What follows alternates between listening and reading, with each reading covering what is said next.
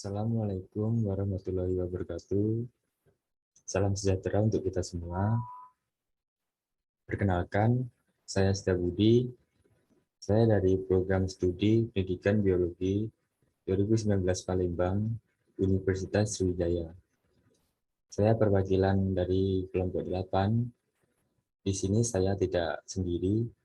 Saya memiliki rekan, yaitu Muhammad Maulana Hasan, Made Desi, Tia Septianti. Nah, pada kesempatan kali ini, di sini kami sebagai kelompok 8 akan memaparkan materi hasil analisis jurnal tinjauan umum tingkah laku makan pada hewan primata.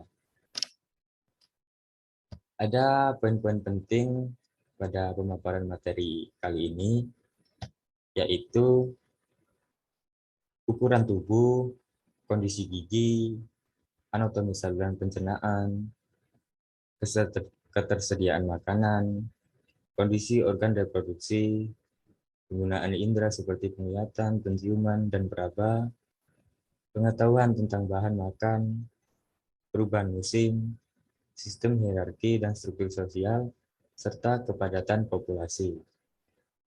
Nah, untuk materi selanjutnya akan dipaparkan oleh Saudara Muhammad Maulana Hasan. Untuk Saudara Muhammad Maulana Hasan, saya persilakan. Assalamualaikum warahmatullahi wabarakatuh. Saya Muhammad Maulana Hasan dari kelompok 8 Palembang akan menjelaskan tentang ekologi hewan pada primata. Oke, pertama-tama saya akan menjelaskan ukuran tubuh. Ukuran tubuh, dia pada primata dipengaruhi oleh ukuran tubuh. Ukuran tubuh kecil seperti pada galago, lemur, tarsius, dan marmoset cenderung menjadi pemakan serangga atau insektivora. Mereka memperoleh protein dari memangsa hewan seperti ngengat, kumbang, siput, tempayak, ulat bulu, belalang, kadal, dan katak pohon. Primata yang ukuran tubuhnya besar cenderung untuk memakan daun. Contohnya monyet, howler, dan Corbinae. Mereka mendapatkan protein dari daun. Baik serangga ataupun daun mengandung lebih dari 20% berat kering protein. Next.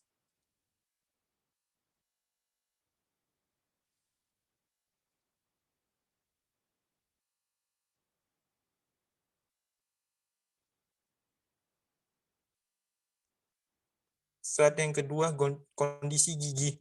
Fungsi gigi lainnya berguna pada saat mencari kutu, grooming, perubahan mimik, ekspresi wajah, dan pada saat bersuara vokalisasi. Gigi primata terdiri dari gigi seri, taring, premolar, dan molar. Gigi seri dan taring digunakan untuk menangkap, melumatkan, menusuk, memotong, dan mengupas makanan. Geraham, premolar, dan molar digunakan untuk menggiring makanan. Primata memiliki 2 gigi seri pada setiap setengah gusinya. Gigi seri bagian bawah dan gigi taring pada seluruh prosimian, kecuali air memiliki bentuk seperti sisi dan dinamakan tooth comb. Fungsinya untuk mastikasi dan mencari kutu. Grada Therapithecus memiliki gigi seri yang kecil. Next. Anatomi saluran pencernaan.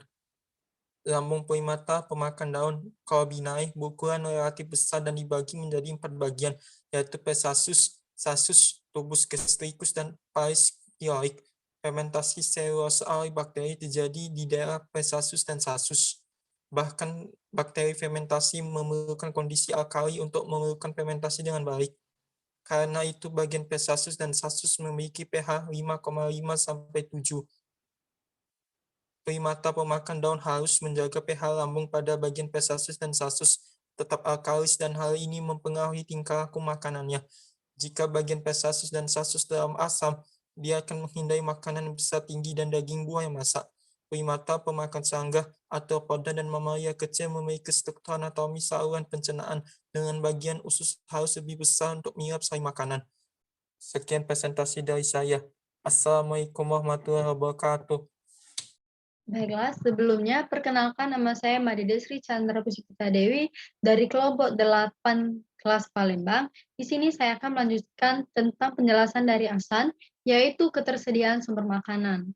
Ketersediaan sumber makanan primata di alam berbeda-beda, tergantung dari tempat tinggalnya. Primata harus memilih makanan sesuai dengan bahan makanan yang tersedia. Pemilihan makanan ini bertujuan untuk memperoleh makanan yang diperlukan oleh tubuh primata, yaitu makanan yang mengandung karbohidrat, protein, lemak, mineral, vitamin, dan juga asam amino. Dan yang selanjutnya adalah kondisi organ reproduksi. Kondisi organ reproduksi juga mempengaruhi tingkah laku makan. Betina yang sedang hamil atau menyusui akan memakan lebih banyak makanan dan kadang-kadang memakan tumbuhan yang tidak biasa dia makan. Dan yang selanjutnya adalah penggunaan indera penglihatan, penciuman, dan juga indera peraba. Penglihatan tidak terlalu berpengaruh pada prosimian yang aktif di malam hari. Mereka akan mencari makanan dengan menggunakan indera penciuman dan juga pendengarannya yang tajam. Penciuman antropoida tidak setajam prosimian, tetapi dapat mengetahui buah yang matang. Indera peraba digunakan untuk membedakan tekstur buah. Sensor tingkah laku makan primata datang dari dalam dan juga dari luar. Sensor dari dalam misalnya kondisi sistem digesti mata. Sedangkan sensor dari luar misalnya pengaruh penglihatan warna, pengaruh bau, dan bentuk fisik dari makanan. Pengaruh sensori dari dalam dan dari luar menimbulkan rangsangan pada primata untuk memakan makanan tersebut. Contoh pengaruh dari luar yang datang pada indera penciuman yaitu buah yang matang dan harum baunya. Bau harum dari buah tersebut adalah hasil fermentasi fruktosa yang mengandung sedikit alkohol yang sangat merangsang primata frigivora untuk memakan buah-buahan tersebut. Baik, mungkin itu saja penjelasan dari saya. Apabila ada kesalahan kata, saya mohon maaf. Terima kasih. Selanjutnya akan dijelaskan oleh teman saya. Assalamualaikum warahmatullahi wabarakatuh. Perkenalkan, nama saya Dia Septianti Kusmaningrum dari kelompok 8 PAS Palembang. Jadi materi yang selanjutnya akan saya bahas yaitu mengenai pengetahuan tentang bahan makanan. Nah, jadi pada umumnya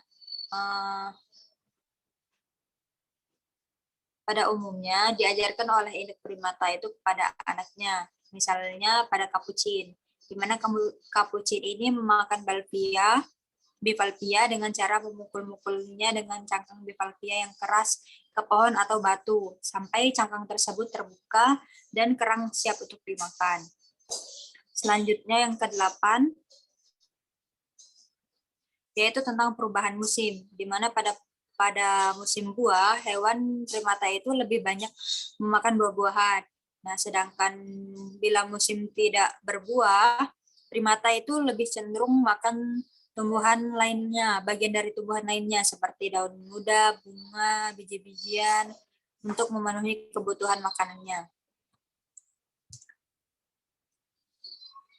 Yang ke-9 yaitu tentang sistem hierarki dan struktur sosial, di mana sistem hierarki dan struktur sosial pada primata itu menentukan tingkah laku makan primata.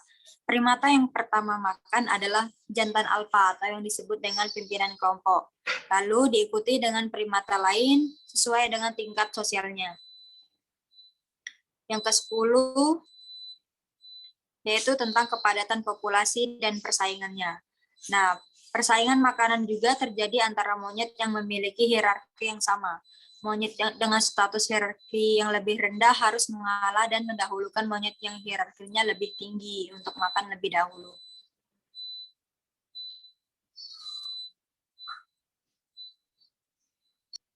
Sekian sedikit penjelasan dari saya. Wassalamualaikum warahmatullahi wabarakatuh. Nah, pada pemaparan materi tersebut, kelompok kami menyimpulkan bahwasanya tingkah laku makan pada hewan primata dipengaruhi oleh ukuran tubuh, kondisi gigi, ketersediaan sumber makanan, struktur anatomi saluran pencernaan, kondisi organ reproduksi, penggunaan indera penglihatan dalam memilih makanan, pengetahuan tentang bahan makanan, perubahan musim, sistem hierarki dan struktur sosial, serta kepadatan populasi dan kompetisi antara sesama primata. Mungkin cukup sekian pemaparan materi dari hasil analisis jurnal tinjauan umum tingkah laku makan pada hewan primata. Kurang lebihnya saya mohon maaf dan saya mohon ampun. Kepada Allah Subhanahu wa Ta'ala, saya ucapkan terima kasih dan saya akhiri. Assalamualaikum warahmatullahi wabarakatuh.